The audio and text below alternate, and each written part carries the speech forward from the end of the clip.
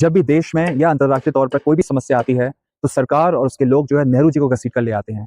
आज ये तर्क दिया जा रहा है कि नेहरू जी ने अगर नेपाल का विलय भारत में करा लिया होता तो आज जो समस्या हो रही है वो होती नहीं। दो बातें एक साथ नहीं चल सकती। या तो आप चाहते हैं कि भारत एक साम्राज्यवादी ताकत की तरह व्यवहार करे, या फिर भारत अपने नैतिक ऊंचाई पर खड़ा रहे और गैर साम्राज्यवादी मूल्यों को अपहोल्ड करे, उसका पालन करे। भारत खुद लगातार 200 साल तक उपनिवेश रहा। हमारी आजादी की लड़ाई ने एशिया और अफ्रीका जैसे देशों को प्रेरित किया। ये जब देश स्वतंत्र हुए तो उसने भारत को दोस्त माना। यह विश्वसनीयता नेहरू जी के फैसलों से आई, ना कि पड़ोसियों को हड़पने से। नेहरू जी ने गुट निरपेक्ष आंदोलन नैम की नींव रखी। उन्होंने उपनिवेशवाद से मुक्त देशों को कोल्ड वॉर की राजनीति से दूर रखा। संयुक्त राष्ट्र के मंच से निरस्तीकरण की आवाज उठाई। दक्षिण अफ्रीका में रंगभेद का विरोध किया और कोरिया, फिलिस्तीन और सुएज संकट जैसे मुद्दों पर मध्यस्थता की।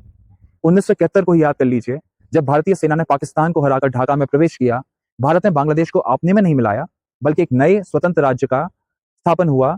यही है भारत की परंपरा, सत्ता में रहते हुए भी संप्रभुता का सम्मान करना। आज जब प्रधानमंत्री साउथ साउथ सॉलिडारिटी यानी कि दक्षिण के देशों की एकजुटता की बात करते हैं तो वे उसी नींव पर खड़े हैं जो नेहरू जी ने रखी थी।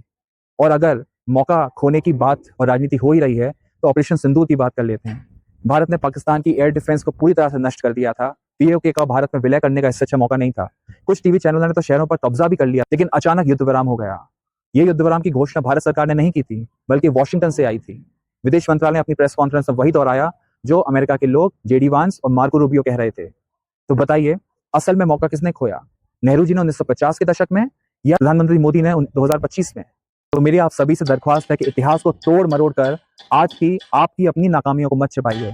नेपाल के मामले में नेहरू जी मानते थे कि दोस्ती न कि विलय दोनों देशों के हित में है। इसलिए 1950 की भारत नेपाल शांति और मैत्री संधि हुई। भारत की असली ताकत हमेशा यही रही है कि वो दूसरों की संप्रभुता का सम्मान करे, ना कि उसे कमजोर करे। और हमें इस पर गर्व है। धन्यवाद।